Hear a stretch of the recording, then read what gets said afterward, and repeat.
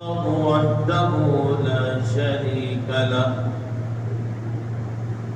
ونشهد أن سيدنا وسندنا وحبيبنا ونبينا مولانا محمدا عبده ورسوله أرسله بالحق بشيرا ونذيرا وداعيا إلى الله بإذنه وسراجا منيرا وصلى الله على النبي وآله وأصحابه وبارك وسلم تسليما كثيرا كثيرا. أما بعد فقد قال الله تبارك وتعالى في القرآن المجيد والفرقان الحميد: أعوذ بالله من الشيطان الرجيم. بسم الله الرحمن الرحيم. يريد الله بكم اليسر ولا يريد بكم العسر ولتكملوا العدة ولتكبروا الله على ما هداكم ولعلكم تشكرون. آمنت بالله صدق الله مولانا العظيم وصدق رسوله النبي الكريم ونحن على ذلك من الشاهدين والشاكرين والحمد لله رب العالمين.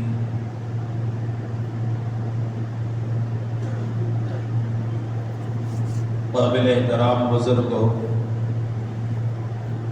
قابل قدر ملت کے نوجوان بھائیوں، عزیز دوستوں، تمام مہینوں میں سب سے زیادہ مقدس، برکت والا، عظمتوں والا، رحمتوں والا مہینہ رمضان المبارک کا مہینہ ہے. وہ اپنی تمام تر رحمتوں، مغفرتوں، عنایتوں، فضیلتوں سے ہم تک پہنچا. اب وہ جانے کو تیار ہے. چند گھنٹے یا ایک دن باقی رہ گیا ہے. دعا کیجیے اللہ رب العالمین اس ماہ مبارک میں ہم سب لوگوں نے جتنی عبادتیں کی، جتنے روزے رکھے، جتنی تراویح پڑھی، جتنے قرآن کی تلاوت کی، جتنے ذکر اذکار کیا، جتنے تہجد پڑھے، اشراق پڑھے، اور جو صدقات کیے، زکوٰۃ ادا کیے، اللہ ان سب کو قبولیت سے نوازے.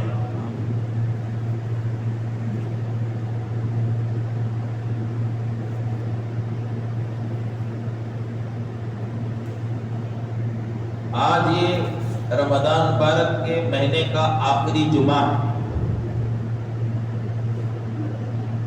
اب معلوم نہیں ہم میں سے کس کا رمضان مبارک کا جمعہ اس کی زندگی کا آخری جمعہ ہے. اب آئندہ سال رمضان تک ہم باحیات رہیں گے یا نہیں رہیں گے، اللہ ہی بہتر جانتے ہیں. اس لحاظ سے اس جمعہ کی ذرا خصوصیت کے ساتھ، اہتمام کے ساتھ اللہ کے پاس رو دھو کر اپنے گناہوں کی مغفرت مانگ لیں اور اللہ کو منا لیں. اس کے علاوہ جمعۃ الوداع کے نام سے مختلف قسم کی بدعتیں لوگوں کے درمیان پھیلی ہے، اس کی کوئی حیثیت نہیں ہے۔ جمعۃ الوداع کے نام سے حدیث کی کتابوں میں کوئی عنوان نہیں ملتا، اس کے متعلق کوئی خاص عبادت یا کوئی خاص نماز یا کوئی خاص دعا ایسا بھی نہیں ہے۔ بس اتنا ہے کہ رمضان مبارک کا یہ آخری جمعہ ہے، اب معلوم نہیں آئندہ سال پھر ہم کو رمضان نصیب ہو، پھر رمضان کا جمعہ نصیب ہو یا نہیں، یہ معلوم نہیں ہے۔ اس لیے ذرا اہتمام سے اللہ کو منانے کا کام کر لیں، اتنا ہو سکتا ہے۔ بہرحال بزرگوں عزیزوں، آج کی اس جمعہ میں دو باتوں کا خاص طور سے اہتمام کریں۔ یہ کہ اللہ نے مجھے بھی اور آپ کو بھی اس مہینے میں جتنی عبادت کرنے کا موقع دیا، روزہ رکھنے کی توفیق دی، نماز پڑھنے کی توفیق دی، ذکر اذکار کرنے کی توفیق دی، اعتکاف میں بیٹھنے کی توفیق دی، اور لیلۃ القدر کے تلاش میں تاک راتوں میں جاگ کر عبادت کرنے کی توفیق بخشی، اور بہت سے صدقات ہم نے کیے، بہت سے زکوٰۃ ہم نے دی، بہت سے اللہ کے راہ میں پیسہ خرچ کیا، اس کی توفیق اللہ نے دی۔ اس توفیق پر اللہ کا شکر ادا کریں، اس توفیق پر اللہ کا شکر ادا کریں کہ اس نے اپنی توفیق سے ہم کو یہ کام، یہ اعمال کرنے کی ہمیں توفیق بخشی۔ ورنہ بہت سے ایسے ہوں گے جن کی زندگی میں رمضان آیا اور چلا گیا، ان کے ناشتے میں، ان کے دوپہر کے کھانے میں، ان کے رات کے کھانے میں، ان کے پینے میں، ان کے دیگر قسم کی عادتوں میں کچھ فرق ہی نہیں پڑا، آیا چلا گیا۔ لیکن اللہ نے ہم کو ایسا نہیں چھوڑا، اپنی خاص رحمت سے ہم کو توفیق بخشی ہے، تو اس کا ہم شکر ادا کریں۔ اور اس توفیق کا ہم نے چونکہ مکمل طریقے سے حق ادا نہیں کر سکے، جیسا روزہ رکھنے کا حق تھا اس طرح ہم نے روزہ رکھ نہیں سکے، جیسے تراویح پڑھنے کا، تراویح میں قرآن پڑھنے کا، سننے کا جیسا حق تھا ویسا حق ادا نہیں کر سکے، جیسے اللہ تعالیٰ کی عبادت کرنی تھی ویسے نہیں کر سکی۔ ہم نے اس پر استغفار کریں۔ سرکار دو جہاں محمد رسول اللہ صلی اللہ علیہ وسلم رات بھر عبادت کرتے، پھر اللہ تعالیٰ سے کہتے ما عبدناک حق عبادت، یا اللہ جیسے تیرے عبادت کا حق تھا وہ میں ادا نہیں کر سکا۔ فرض نمازوں کے بعد، نفل نمازوں کے بعد سلام پھیرتے تو فوراً زبان سے استغفار نکلتا، استغفر اللہ استغفر اللہ استغفر اللہ۔ کیا تھا یہ ایک احساس تھا اندر سے کہ رب العالمین کی جیسی بندگی کرنی ہے، رب العالمین کی جیسی عبادت کرنا تھا، جیسے مجھے سجدہ کرنا تھا، جیسا مجھے اللہ تعالیٰ کو منانا تھا، میں اس کا حق ادا نہیں کر سکا، اس وجہ سے اللہ سے استغفار کرتا۔ تو مجھے بھی آپ کو بھی چاہیے عبادت کی توفیق پر شکر ادا کریں اور اس کے حق ادا نہ ہونے کا احساس رکھتے ہوئے استغفار کریں گے انشاءاللہ۔ آج کی اس جمعہ اور دو باتوں کی طرف مجھے رہنمائی کرنی ہے۔ ایک یہ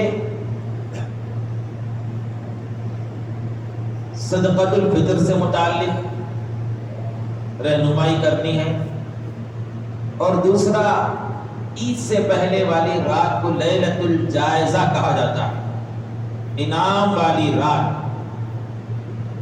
اس سلسلے میں بھی کچھ باتیں عرض کرنی ہیں۔ دعا فرمائیے اللہ تعالیٰ مجھے اس عنوان کے حق کو ادا کرنے کی توفیق بخشیں، اور سننے کے بعد ہم سب کو عمل کی توفیق بخشیں۔ بزرگان محترم، اللہ رب العالمین اپنی قدرت سے اپنے بندوں میں سے بعض بندوں کو صاحب ثروت، مالدار بنایا، دنیا کی نعمتوں سے نوازا، آخرت کی نعمتوں سے نوازا، ظاہری نعمتوں سے نوازا، باطنی نعمتوں سے نوازا۔ اللہ نے ان کو خوشحال زندگی عطا کی۔ بعض بندے ایسے ہیں جن کا حال یہ ہے کہ وہ غریب ہیں، فقیر ہیں، محتاج ہیں، قرضدار ہیں، کاروبار میں نقصان اٹھائے ہوئے ہیں، بے روزگار ہیں، تکلیفوں میں مبتلا ہیں۔ اللہ رب العالمین جسے چاہے اپنی قدرت سے مالدار بناتے ہیں اور جسے چاہے غریب اور فقیر بناتے ہیں۔ یہ اللہ کی مشیت سے ہوتا ہے۔ ہاں، بندہ کوشش کرتا ہے، اسباب اختیار کرتا ہے۔ بہت سے لوگ کوشش کرتے ہیں ہم مالدار ہو جائیں، صاحب ثروت ہو جائیں، کوشش کرتے ہیں، اس کے لیے تجارتیں، اس کے لیے ملازمتیں، اس کے لیے نوکریاں، اس کے لیے دوڑ دھوپ، اس کے لیے بازار جانا آنا سب ہوتا ہے۔ لیکن اللہ کی اگر مشیت نہیں ہے اسے مالدار بنانا، تو پہلے دن جہاں تھا وہاں رہتا ہے، بعض دفعہ اور بھی پیچھے ہو جاتا ہے۔ اور بعض لوگوں کا حال یہ ہوتا ہے کہ اللہ کی مشیت ان کے ساتھ ہو گئی تھی، اسے صاحب ثروت بنانا، اسے مالدار بنانا اللہ نے اس کے مقدر میں لکھ دیا تھا۔ اب ہیلے ہیلے سے اس کے پاس مال آتا ہے، ہیلے ہیلے سے مال آتا ہے اور وہ مالدار ہو جاتا ہے۔ میری بات کا یہ مطلب نہیں سمجھنا کہ اب مقدر میں بھروسہ کر کے بیٹھ جائیں گے، جو آنے کا ہے وہ آ کر رہے گا، نہیں آنے کا ہے تو نہیں آئے گا، یہ سوچ کر نہ بیٹھیں۔ بندہ اپنی طور سے تو کوشش کرنا اس کے اوپر ضروری اور واجب ہے۔ اپنا، اپنے گھر والوں کا، اپنے خاندان والوں کا، اپنے خاندان والوں کی ضرورت پوری کرنے کے لیے، خوشحال رہنے کے لیے کوشش کرنا، اسباب اختیار کرنا اس کے ذمہ واجب ہے۔ ہاں، البتہ اللہ نے جو مقدر بنا دیا ہے اس مقدر پر ایمان لا کر اسے مان لینا، اس تقدیر کو مان لینا یہ بندے پر ضروری ہے۔ سکون ملے گا دل کو، میرا جتنا تھا میں کر لیا، اللہ کی مشیت میں نہیں ہے، اللہ نے مقدر میں نہیں لکھا ہے تو کیا کروں، اسے تسلی مل جائے۔ تو بہرحال اللہ نے اپنے بندوں میں سے بعض بندوں کو مالدار بنایا اور اس کی مشیت سے بنایا، اپنے بندوں میں سے بعض بندوں کو غریب بنایا، مسکین بنایا۔ اس میں کیا حکمت ہے اللہ بہتر جانے۔ ابھی عید کی خوشی جو آ رہی، عید جو آ رہی ہے، یہ عید مالداروں کی بھی ہے، یہ عید امیروں کی بھی ہے، یہ عید صاحب ثروت لوگوں کی بھی ہے، خوشحال لوگوں کی بھی ہے، یہ عید غریبوں کی بھی ہے، مسکینوں کی بھی ہے، ضرورت مندوں کی بھی ہے، حاجت مندوں کی بھی ہے، بیواؤں کی بھی ہے، یتیموں کی بھی ہے، قرضدار لوگوں کی بھی ہے، تکلیف میں مبتلا لوگوں کی بھی ہے۔ اب جو صاحب ثروت ہیں، مالدار ہیں، امیر ہیں، خوشحال ہیں، وہ تو الحمدللہ اپنے پیسوں سے، اپنی دولت سے عید کی خوشی منانے کے لیے تیار ہیں، انتظار ہیں کب چاند نظر آئے گا، اپنے اچھے اچھے عمدے کپڑے پہنیں گے، عمدہ سواریوں میں پھریں گے، اپنے بچوں کو کھلائیں گے، پلائیں گے، ان کو گلے سے لگائیں گے، ان کی خوشی کو دیکھ کر خوش ہوں گے، اس انتظار میں ہیں اللہ ان کی خوشیوں میں مزید اضافہ عطا فرمائے، ان کے مال و دولت میں خوب برکت عطا فرمائے۔ لیکن ایک دوسرا رخ بھی ہے، بندوں میں سے بعض بندے غریب ہیں، مسکین ہیں، ضرورت مند ہیں، حاجت مند ہیں، مقروض ہیں، کاروباری اعتبار سے وہ مارے ہوئے ہیں، کنگال ہو گئے ہیں۔ وہ جیسے جیسے عید آ رہی ہے پریشان ہے، وہ ان کے بچوں کے اندر کی مایوسی کو دیکھ کر بے چین ہو رہے ہیں۔ وہ بچوں سے ٹھیک طریقے سے، اپنی بیوی سے ٹھیک طریقے سے، اپنے گھر کے بڑوں سے ٹھیک طریقے سے چہرہ جما کر بات کرنے کی ہمت نہیں رکھتے ہیں۔ ان کو یہ احساس ہے اس بات کا کہ عید آ رہی ہے، میں عید کے لیے ان کے لیے خوشیوں کا سامان تیار نہیں کر سکا۔ ایک غیرت مند نوجوان کے لیے یہ بہت تکلیف دہ بات ہوتی ہے، ایک غیرت مند باپ کے لیے، ایک غیرت مند بھائی کے لیے ایک تکلیف دہ بات ہوتی ہے کہ عید آ رہی ہو، عید کے لیے کوئی خوشی کا سامان ہو، گھر کو خرید کر نہیں لے جا سکتا۔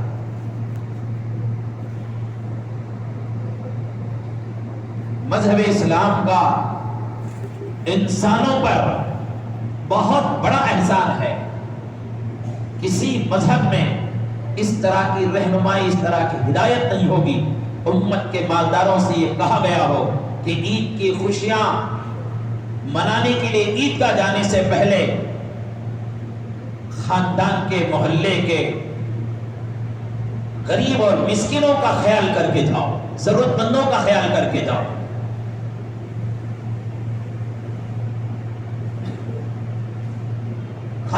مسکینوں محتاجوں سے مطلب لوگوں کو یہ سمجھ میں آتا ہے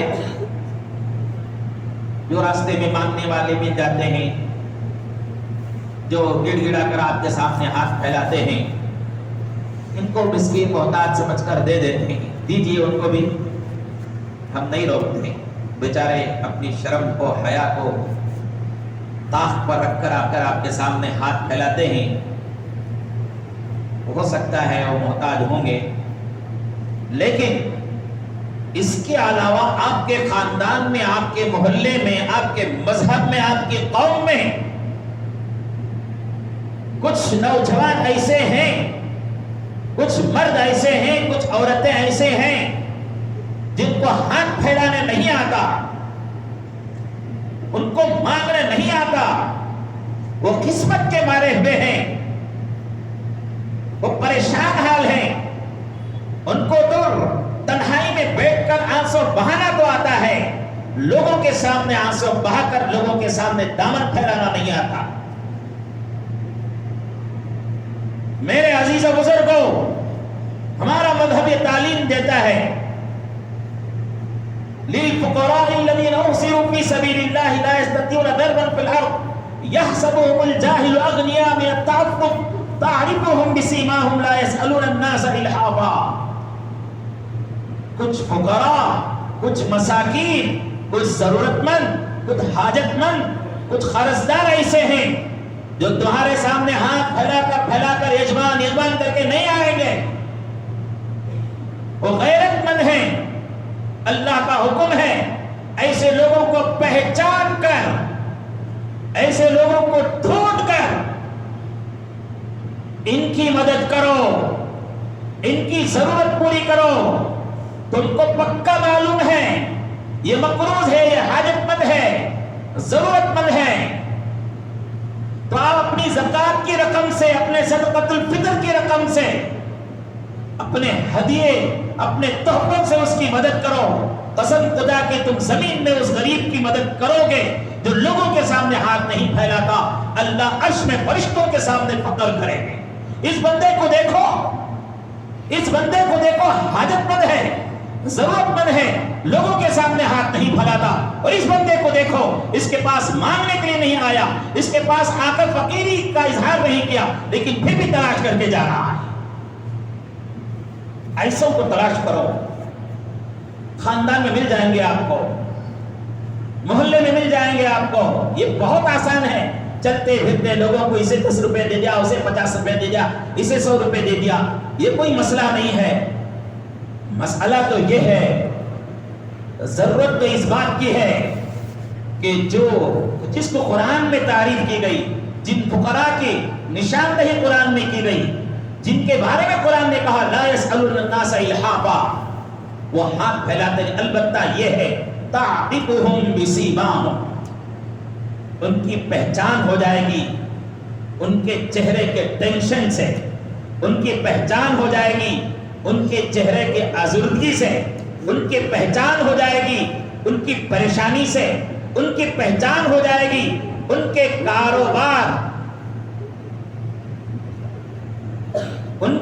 کاروبار کے ٹھپ ہو جانے سے، ان کی پہچان ہو جائے گی ان کے قرض دار ہونے سے، پہچان ہو جائے گی۔ یہ خاندان میں آپ کو معلوم ہے فلاں آدمی اس کا کاروبار بہت گرا ہوا ہے، بہت پریشان ہے، چار بچے والا ہے، ماں بھی اس کی ہے، بوڑھے باپ بھی اس کے ساتھ رہتے ہیں، بیوی ہے، پہلے شان و شوکت کے ساتھ زندگی گزارتا تھا، اب کاروبار کے نقصان کی وجہ سے، پریشانی کی وجہ سے ذرا سہما ہوا ہے، تو دو رخ ہوتے ہیں ایسے وقت میں۔ ایک خاندان کے بعض لوگ ایسوں کو دیکھ کر خوش ہوتے ہیں، بڑا کرتا تھا، بڑا ایسا تھا، بڑا ویسا تھا، دیکھو کیا ہو گیا، بول کے ایسے لوگ ہیں۔ کچھ لوگ اللہ حفاظت فرمائے ایسے لوگوں کو دیکھ کر تم دل میں خوشی محسوس کرو گے تو وقت دور نہیں کہ اللہ اس مقام پر تمہیں پہنچا دے گا، اللہ حفاظت فرمائے۔ دوسرا سوچنے کا انداز ایسا ہے، اللہ اس کا حال کیا تھا، وہ آتا تھا تو ماں خوش ہوتی تھی، وہ آتا تھا تو باپ خوش ہوتا تھا، وہ گھر کے اندر داخل ہوتا تو بچے اسے لپیٹ کر اس کے پاس حاجتیں رکھتے، ضرورتیں رکھتے، وہ آتا تو اس کی بیوی فقر محسوس کرتی، میرا شوہر صاحب ثروت مالدار ہے، ضرورتوں کو پورا کرنے والا، گھر کے لوگوں کے حاجتوں کو پورا کرنے والا، ایک فقر محسوس کرتی تھی۔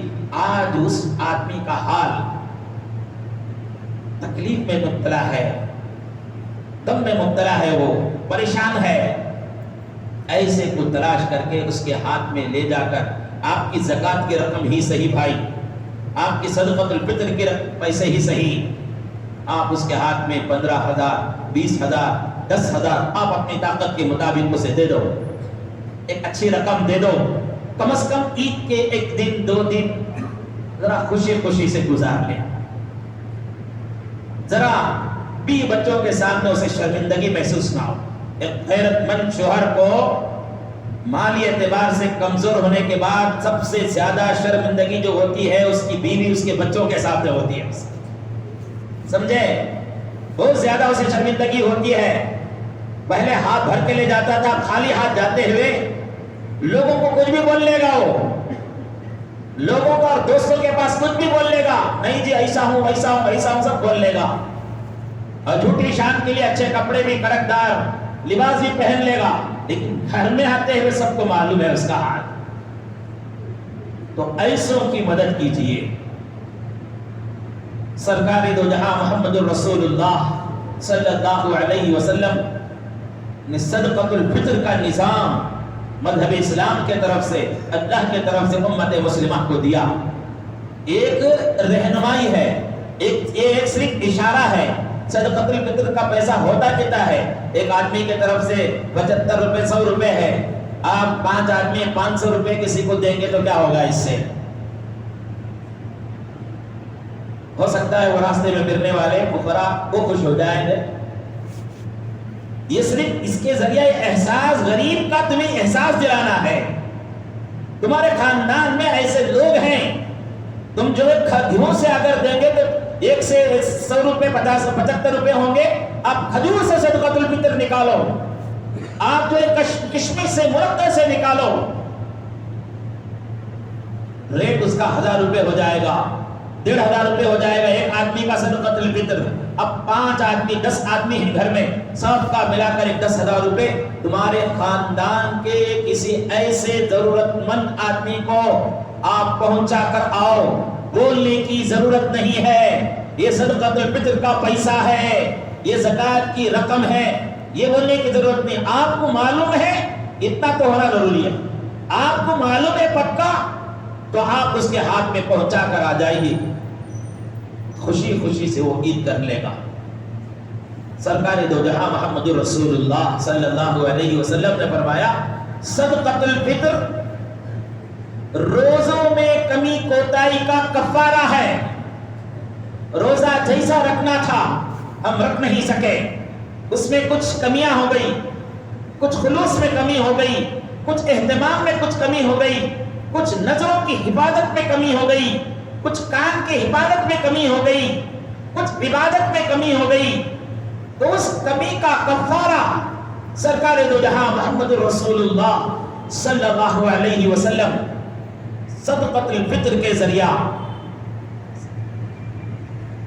اس کمی کوتاہی کا روزے کا کفارہ ادا کرنے کا حکم دیا.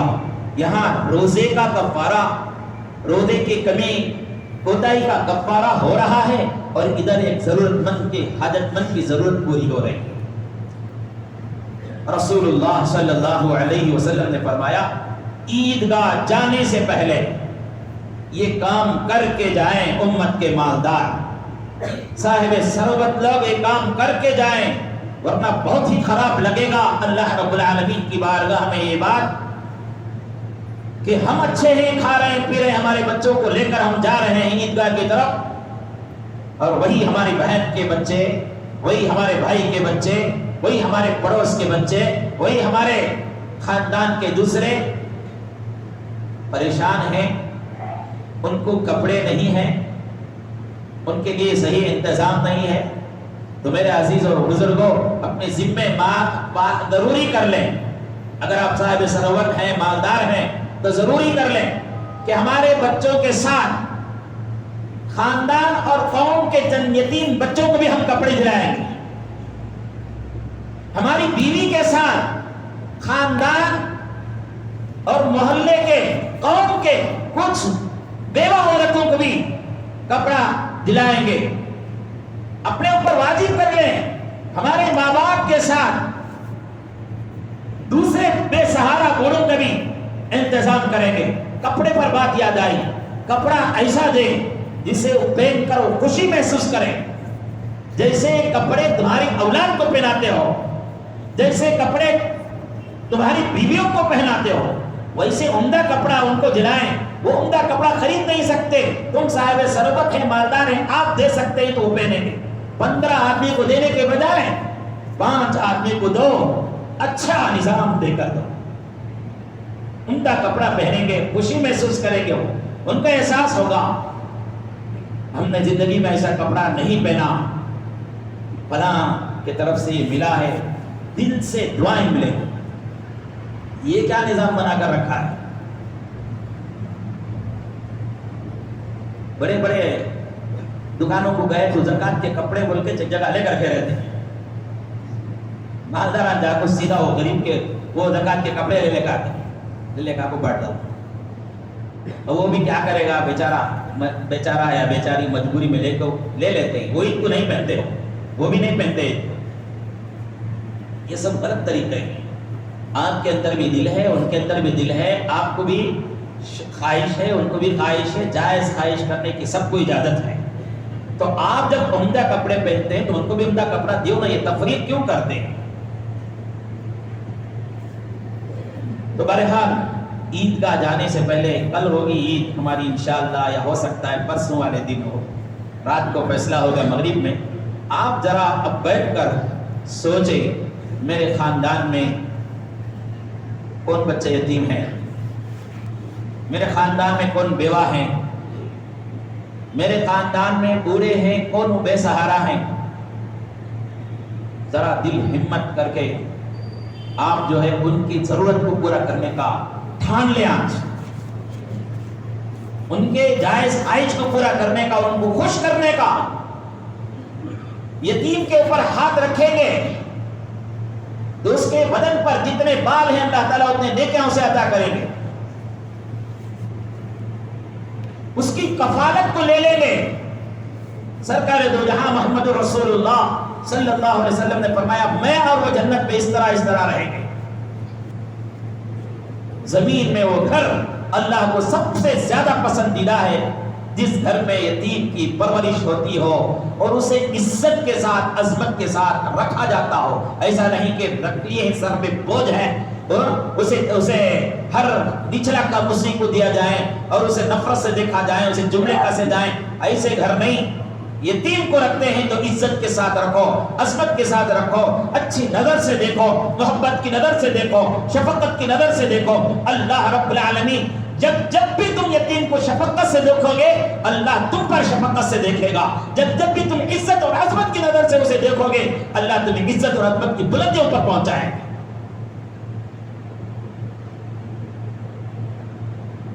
تو عیدگاہ جانے سے پہلے یہ نظام بنائے کہ ہمارے خاندان محلے کے ضرورت مندوں کو ہم مدد کریں گے. اسی طرح مساجد کے خدام کا بھی خیال رکھیں. ان کا حال ہوتا کیا ہے, پوری زندگی بھر مسجد کو جھاڑنے, پوچھنے, اذان دینے, دیگر خدمات میں پوری زندگی سے میں لگا دی. ان کا بھی خیال رکھیں. اور ضروری نہیں ہے کہ ان میں سے سب لوگ غریب ہی رہیں. ان کو آپ زکوٰۃ دیتے ہیں, صدقۃ الفطر دیتے ہیں تو پوچھ کر دینا کہ یہ آپ زکوٰۃ کی رقم دے رہا ہوں, آپ لیتے ہیں تو لو, صدقۃ الفطر آپ مستحق ہیں تو لو, پوچھ کر دینا. کیونکہ بعض اچھے حالت کے ہوتے ہیں, ان کو زکوٰۃ اور صدقے سے نہیں بلکہ آپ ہدیہ تحائف سے ان کی خدمت کیجیے. اگر وہ اچھی سواریوں میں ہیں, وہ اچھے گاڑیوں میں ہیں, وہ اچھے لباس میں ہیں, تو ان کو دیکھ کر خوش ہو کہ ہمارے محلے کا امام, ہمارے محلے کا محسن اس پوزیشن میں ہے ماشاءاللہ. یہ نہ سوچنا آگے پیچھے لوگ بات کرتے ہیں, ذرا اچھی گاڑی لے لیا, ذرا اچھی سواری لے لی, ان کو کیا جی کم ابو, دیکھے کیا پوزیشن میں ہی یہاں اس ٹائم کو چل کر آتے تھے, سائیکل میں آتے تھے, اب کہاں چلے گئے. دیکھو حسد کرتے ہیں, ان سے بھی, ان سے بغض کرتے ہیں. ارے خوش ہونا چاہیے, خوش ہونا چاہیے. تمہاری مسجد کا امام, تمہاری مسجد کے مؤذن, تمہاری مسجد کے خادم جو ہے اس پوزیشن میں ہے, تم نے اس پوزیشن میں ان کو رکھا ہے, یہ مقام تم نے ان کو عطا کیا ہے. خوش ہونی چاہیے. سمجھ میں نہیں آتی ہے بات تو جا کر چرچ کے پادریوں کو دیکھ لو, کیا سہولیتوں کے ساتھ رکھا ہے انہوں نے. سمجھ میں نہیں آتی بات, مندر کے پجاریوں کو جا کر دیکھ لو, کیا پوزیشن میں انہوں نے رکھا ہے. ہماری قوم کو کیا ہو گیا سمجھ میں نہیں آتا. کہ وہ سمجھتے ہیں کہ امام بولے تو فقیر جیسا نہ ہو, محسن بولے تو غریب جیسا نہ ہو. تمہاری سوچ کی وجہ سے کیا نقصان ہوا معلوم ہے. امت کے مالدار اپنے بچوں کو حافظ مولوی مسجد کا امام بنانا چھوڑ دیا, کیونکہ ان کی سوچ یہ بن گئی ہے کہ یہ فقیروں کا کام ہے. اس سوچ کو بدلو جی, اس خیال کو بدلو جی, اس مزاج کو بدلو. اگر اچھا ہے ان سے کہو کہ یہ زکوٰۃ کے پیسے اور میں نہیں لے سکتا, الحمدللہ صاحب استطاعت ہوں, تو آپ جو ہے ان کو اپنے خاص حلال پیسے سے تحفے تحائف کے ذریعے ان کی مدد کرو, ان کو بلندیوں پر پہنچاؤ. وہ بلندیوں پر ہے تو اس کو دیکھ کر خوش ہو کہ ہمارے مسجد کا امام, ہمارے مسجد کا مؤذن, ہمارے مسجد کا خادم, الحمدللہ ہم نے اس مقام پر پہنچایا ہے. خوشی محسوس کرو ان کو دیکھ کر. حسد کرنا, جلنا, ان کے پیچھے آگے پیچھے بات کرنا, اس سے کچھ ہوگا نہیں. اس کے مقدر میں جو لکھا ہے وہ اللہ اسے دے کر رہے گا. تم جل کر تمہاری نیکیوں کو ختم کر رہے ہو, تم حسد کر کے تم ان سے آگے پیچھے بات کر کے اپنے نقصان پہنچا رہے ہو. تو بہرحال سرکار دو جہاں محمد رسول اللہ صلی اللہ علیہ وسلم کی طرف سے یہ ہدایت ہے امت مسلمہ کو, یہ ہدایت ہے امت مسلمہ کو. عیدگاہ جانے سے پہلے اپنا صدقۃ الفطر ادا کریں. صدقۃ الفطر سے روزے کی کمی کوتاہی پوری ہوگی اور فقیروں, ضرورت مندوں اور حاجت مندوں اور مقروضوں, بیواؤں, یتیموں اور بے سہارا لوگوں کے عید کا سامان ہوگا. کریں گے انشاءاللہ. اللہ تعالیٰ سب کو توفیق بخشے. ایک بات تو اس کی رہنمائی کرنی تھی. دوسری لیلۃ الجائزہ سے متعلق کچھ باتیں عرض کروں.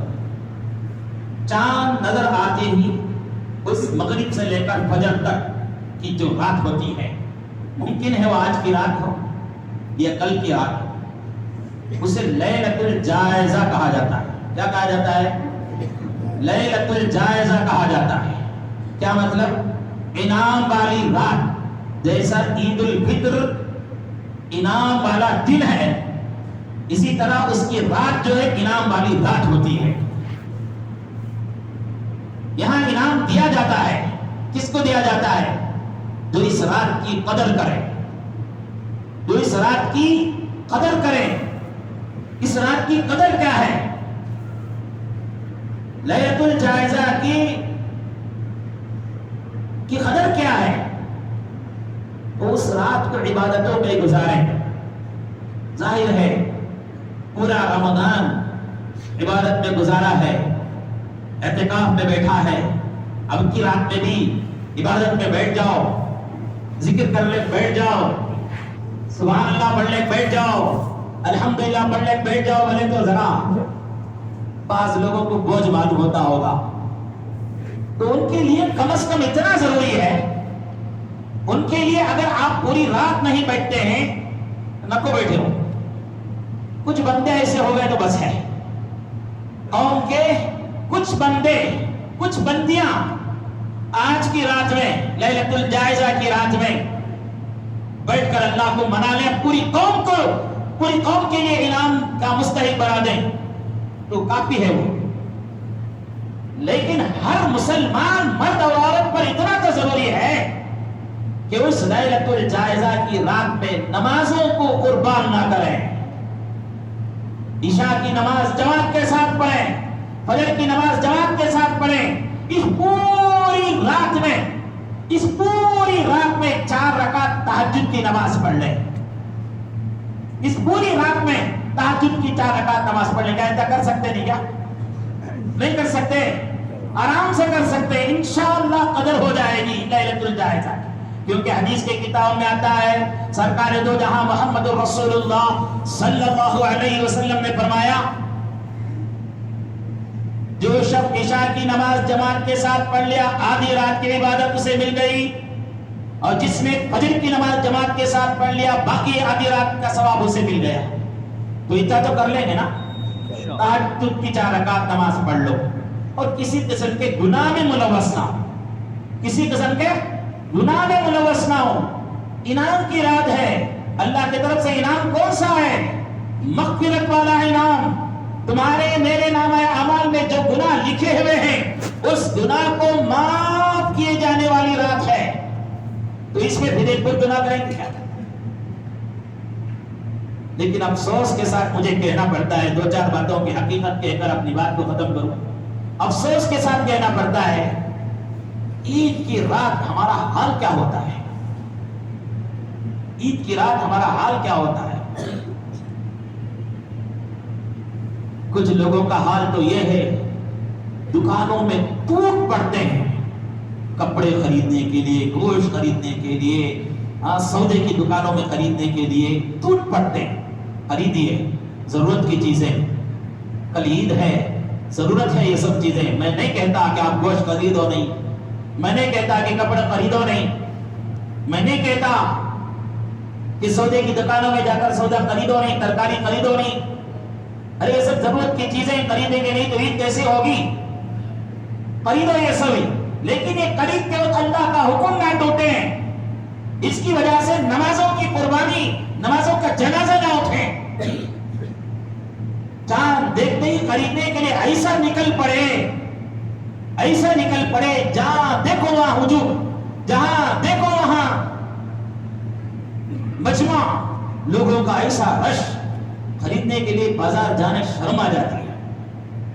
نگاہ کی حفاظت تو دور کی بات ہے، نگاہ کی حفاظت تو دور کی بات ہے، جسم بھی ایک دوسرے سے ٹچ ہونے لگتا ہے۔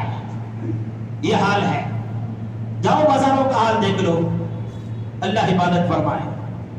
اب وہاں غیر محرم سے ہمارا جسم ٹچ، اس کے جسم سے ہمارا جسم ٹچ، کتنی خراب بات ہوتی ہے۔ اللہ کا حکم نہ ٹوٹے، اللہ کا حکم ٹوٹے بغیر اپنی ضرورت کو اللہ کے حکم کو توڑے بغیر اپنے جائز خواہشات کو پورا کرنے کا حکم ہے. زبان میں ذکر جاری رہے, احساس رہے کہ لیلۃ الجائزہ ہے. لیلۃ الجائزہ کی بڑی فضیلت آپ کو سناؤں. سرکار دو جہاں محمد رسول اللہ صلی اللہ علیہ وسلم نے فرمایا, جیسے ہی رمضان شروع ہوتا ہے پہلی رات سے اللہ تعالیٰ اپنے بڑے بڑے بڑے بڑے بڑے بڑے گنہگاروں کو معاف کرنا شروع کرتے ہیں. دوزخ کی آگ سے خلاصی کے فیصلے کرتے آتے ہیں. ہر رات بے حساب امت مسلمہ کے گنہگاروں کو آگ سے خلاصی کے فیصلے ہوتے رہتے ہیں.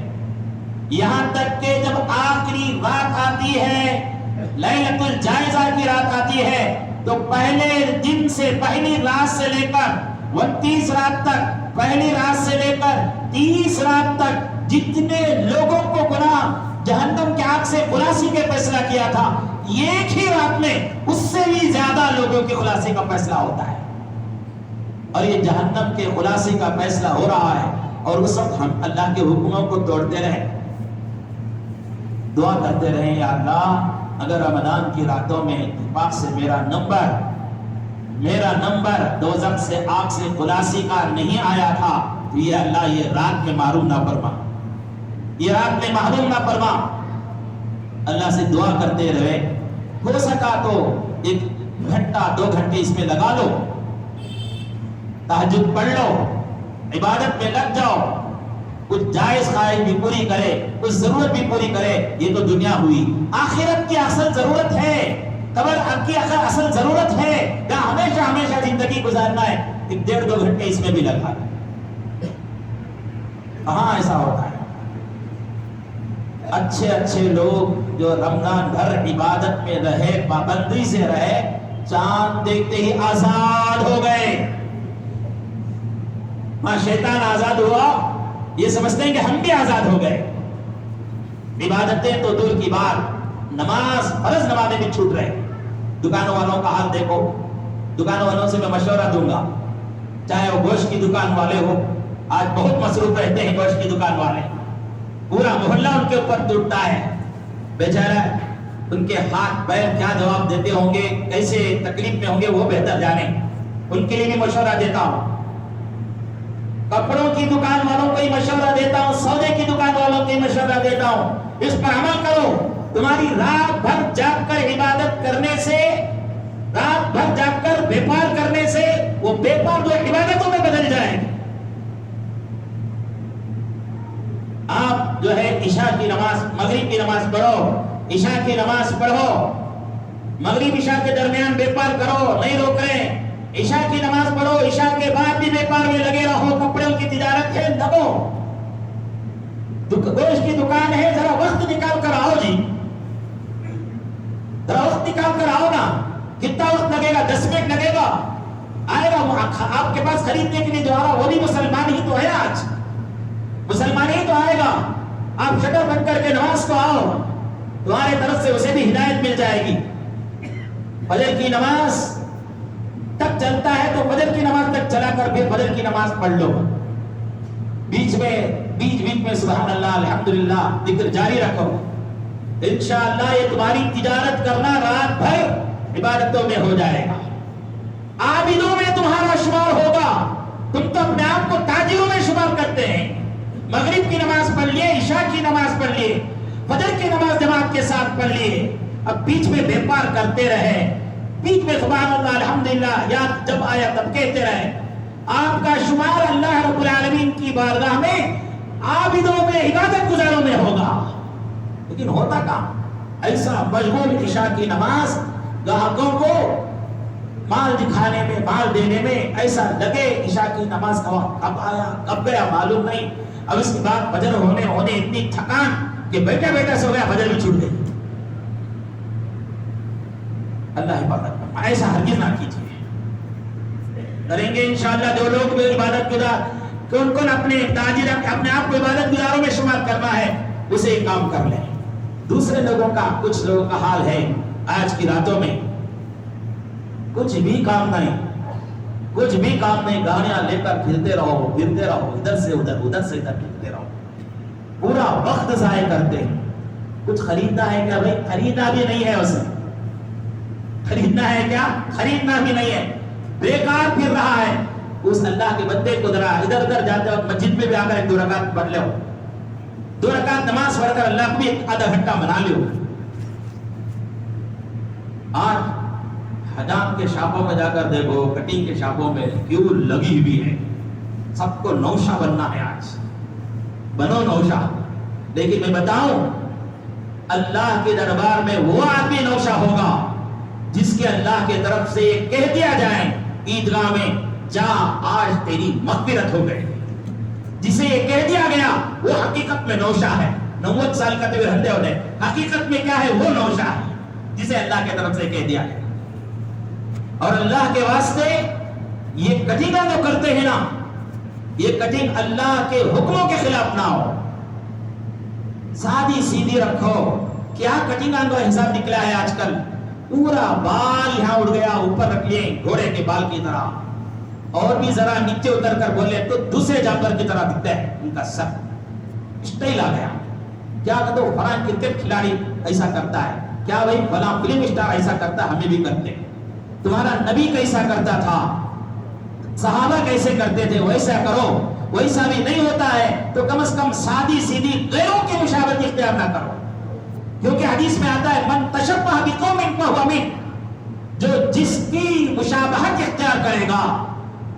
کافروں کی مشابہت اختیار کرو گے, ناچنے والوں کا مشابہت اختیار کرو گے تو کل قیامت کے دن قبر میں انہی کے ساتھ اٹھایا جاؤ گے اور انہی کے ساتھ حشر ہوگا. اللہ حفاظت فرمائے کہ کافروں کا چہرہ لے کر, کافروں کا ہیئر سٹائل لے کر اللہ کی بارگاہ میں عیدگاہ میں جا کر مغفرت مانگو گے.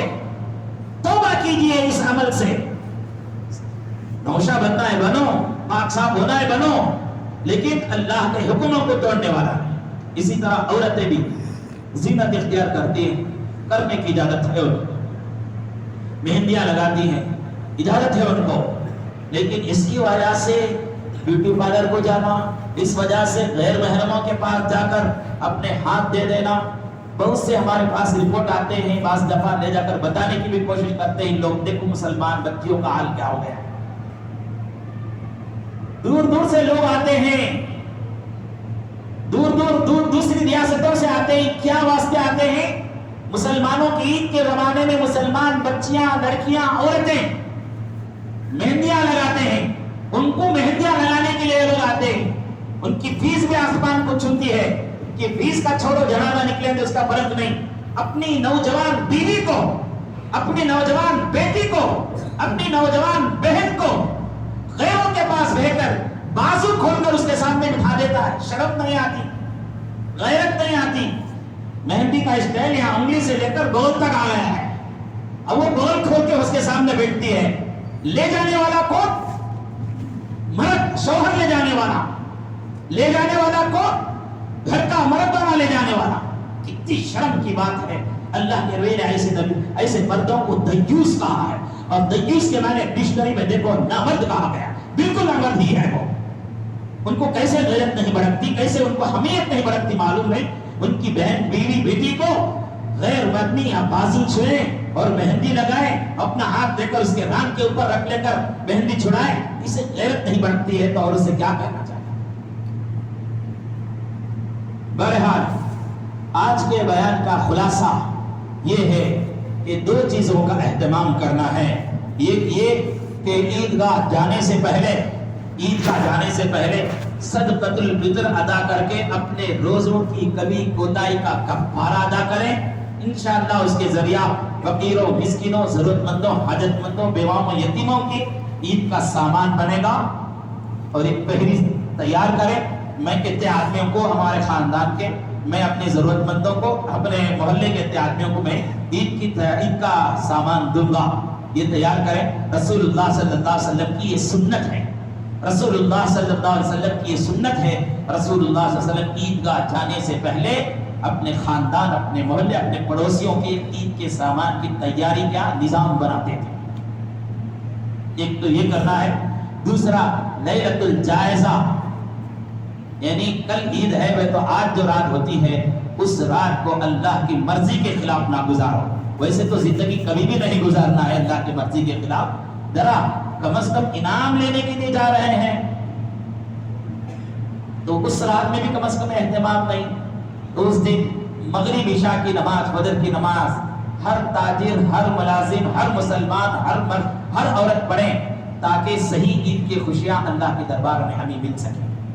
دعا کیجئے اللہ تعالی ہم سب عمل کی توفیق نصیب فرمائے. سبحان اللہ بحمدہ، سبحانک اللہم وبحمدک، اشہد ان لا الہ الا انت، استغفرک و اتوب الیک.